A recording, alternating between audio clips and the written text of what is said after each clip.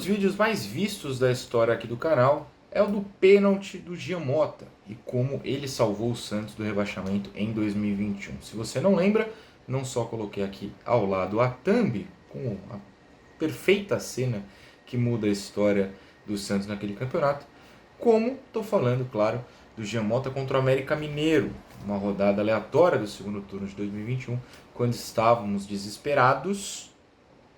Giamota entrou, um minuto depois fez um pênalti. O Santos perdeu aquele jogo, mas as consequências, as causas, o efeito borboleta que aquele pênalti criou, na minha opinião, eu mostro naquele vídeo, salvou o Santos do rebaixamento em 2021. Claro, em 2023 isso não foi possível, mas em 2024 o Santos já cumpriu o seu papel, diria Marcelo Teixeira, cumpriu o seu objetivo, já voltou à Série A. E eu acho que dessa vez também houve um efeito borboleta. Ele foi causado por um gol, não por um pênalti. Só que esse gol não foi marcado pelo Santos, apesar de ter sido a favor do Santos. Eu estou falando, claro, do gol do Tadeu, goleiro do Goiás, em Santos 2, Goiás 0.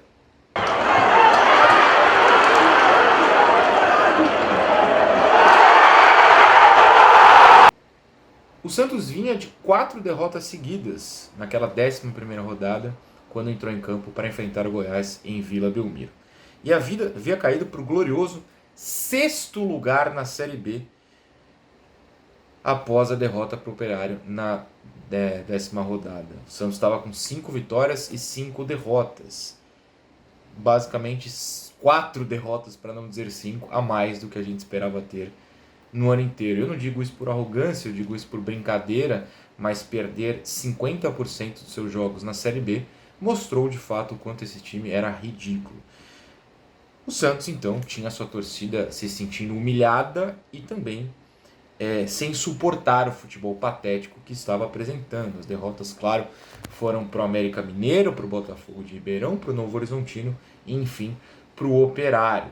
Pegava o Goiás, que estava no G4 quando entrou em campo, e o Santos 2 posições abaixo. E ainda com adversários por jogar partidas a menos, como o Sport, por exemplo. O Santos poderia, caso todo mundo estivesse com o mesmo número de jogos, ter caído ainda mais posições. A torcida não suportava, como eu disse, e o Carille já estava começando o seu devaneio, o seu amor pela partida contra o Botafogo de Ribeirão, quando o Santos, em Londrina, perdeu para o seu adversário, mas ele disse, e disse até o fim da Série B, que foi um grande jogo, uma grande atuação, realmente inacreditável. Tem um vídeo aqui no canal sobre isso. Bom, o Santos entrou naquele dia em Vila Belmiro sem a torcida poder ocupar o espaço abaixo do telão, à esquerda, você está aqui, a câmera da TV, à esquerda o Santos tinha um setor punido, tinha um setor vazio, ou seja, não contaria com o estádio lotado.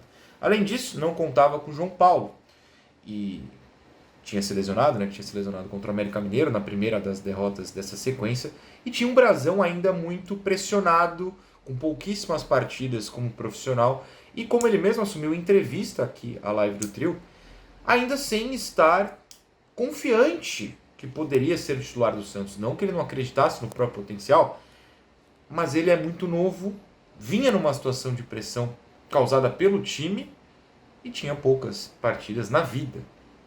Começou mal, começou com derrotas, nem que fosse culpa dele, não era esse o caso, enfim, apesar de algumas atuações abaixo, mas entrava pressionado. O Santos estava tão desesperado que o Guilherme, que tinha se machucado contra a Ponte Preta, voltou ao banco contra o Operário, chegou a entrar em campo, sem condições claramente, mas foi titular contra o Goiás. A prova definitiva que ele não tinha a menor condição de jogar e que o Santos forçou porque a crise estava instaurada, foi que na partida seguinte, contra o Mirassol, ele jogou só até o intervalo, se lesionou e depois ficou mais alguns jogos fora. O desespero era tão grande que contra o Operário, na rodada anterior, o Rainer foi titular na ponta direita. Esse era o nível de viagem do Carille. Não bastasse sua obsessão pelo jogo contra o Botafogo, ele ainda causava, como causaria até o final, angústia no torcedor que não conseguia entender ou suas escalações ou suas trocas. Santos e Goiás, 0-0 até os 35 minutos do segundo tempo. Eu não estava na Vila esse dia, vocês tem o vídeo, você tem acesso ao vídeo aqui no canal. Eu fiz esse vídeo de casa, eu estava revoltado, não fui à Vila. E o Santos, imagino, ouvia os apupos da torcida, também imagino, com razão. 35 minutos do segundo tempo, enfrentando um time no G4, você fora do G4 na Série B, sem conseguir grandes lances, sem conseguir mostrar um bom futebol, e o 0-0 ficando no placar. 3 substituições já haviam sido feitas por Carille. E 3 daquele nível, né, que a gente sabe que o Carille é capaz. Saiu o Pedrinho, que sabe Deus porque era titular, entrou o Otero. E aí tudo bem, não ofende, mas também não muda muita coisa. Saiu o Furt, que tinha recuperado a titularidade naquela rodada, para a entrada do William Bigode. E saiu também o Giuliano para a entrada dele, Serginho, dono de 2 anos maravilhosos no Maringá. São trocas basicamente óbvias, sem grande criatividade, e que nome por nome, só em alguns casos, mas principalmente no segundo turno, no caso do Otero em específico, mudariam algo. O resto não mudou nada.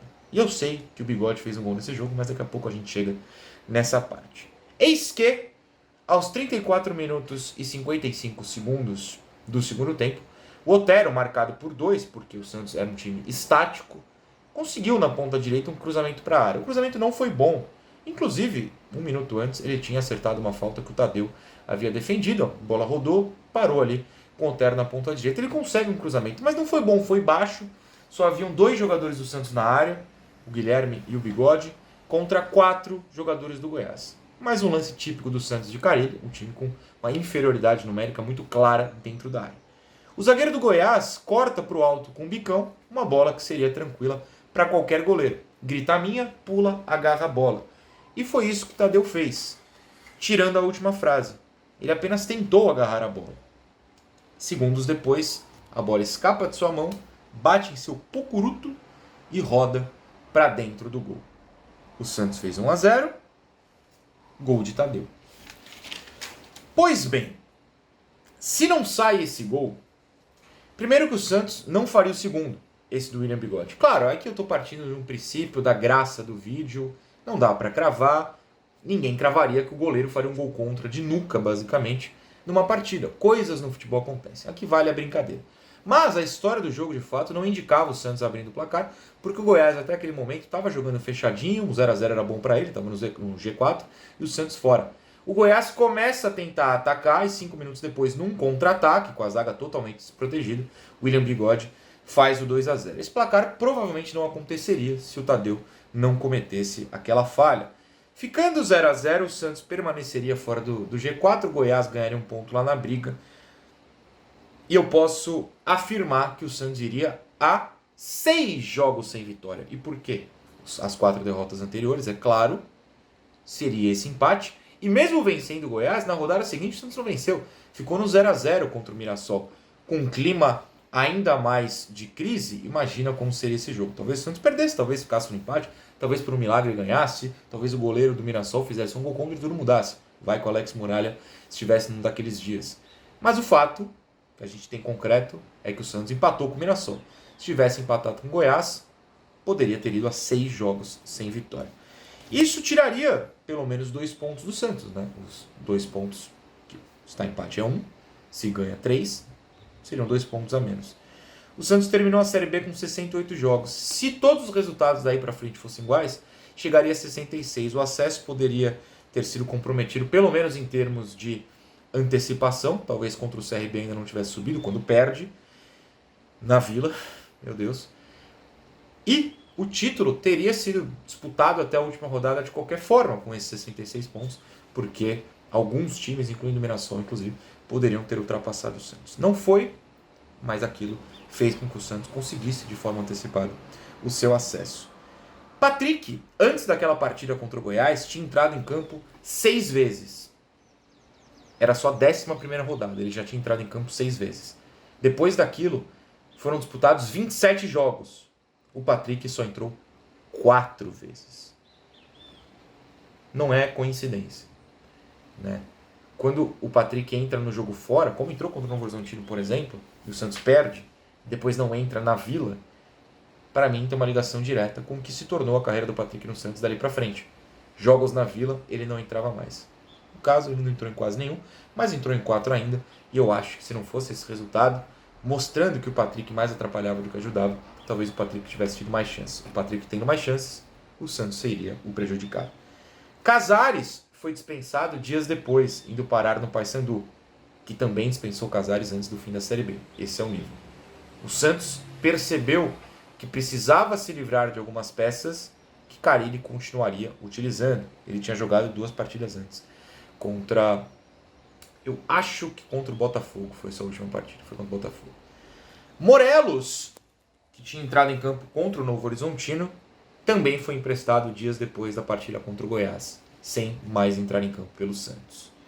Ou seja, separei esses 3 aqui como exemplos de como o jogo contra o Goiás, a vitória que o Tadeu dá ao Santos, forçou a diretoria a tomar atitudes. As contratações no geral foram ruins, a gente sabe, mas forçou a diretoria a tomar atitudes. Eles perceberam ali que a situação estava insustentável. E quem também tomou atitudes foi o elenco do Santos, que não jogou nada até o fim do ano. A gente sabe disso. Mas, isso é fato, por conversas com diversas pessoas dentro da Vila Belmiro, esse elenco percebeu ali que a vergonha seria a maior da carreira de todos, estava se desenhando. Eles tinham uma missão na Série B.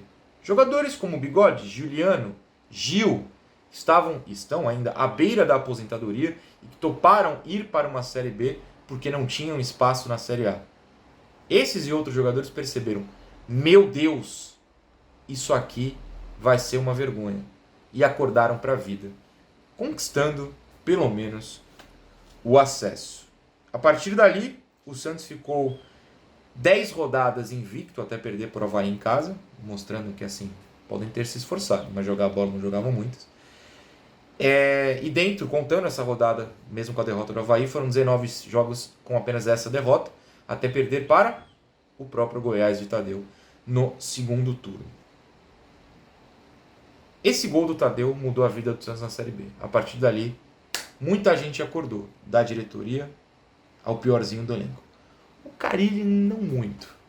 Não à toa, continuei pedindo a demissão dele. E não me arrependo, apesar da bagunça que veio depois.